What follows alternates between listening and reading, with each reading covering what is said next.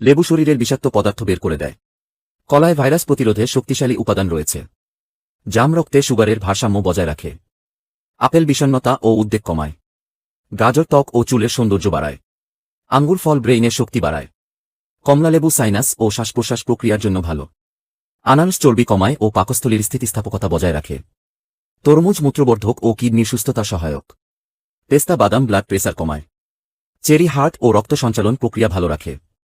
কাজু বাদাম স্নায়ুতন্ত্রে পুষ্টি যোগায়। করলা উচ্চ রক্তচাপ এবং চর্বি কমায়। কৃমিনাশক।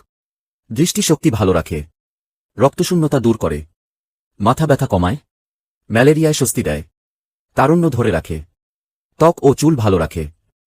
ঢেঁড়স ত্বকের জন্য উপকারী। রোগ প্রতিরোধ ক্ষমতা বাড়ায়।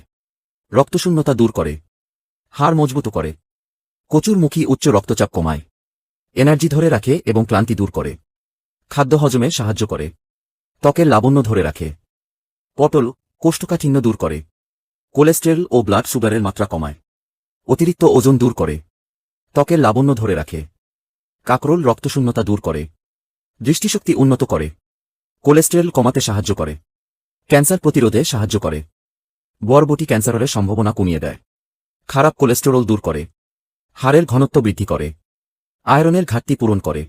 বন্ধুরা, এইসব তথ্য যদি আপনাদের ভালো লাগে তবে ভিডিওটিতে লাইক দিয়ে চ্যানেলটিকে সাবস্ক্রাইব করে আমাদের পাশে থাকবেন। ধন্যবাদ।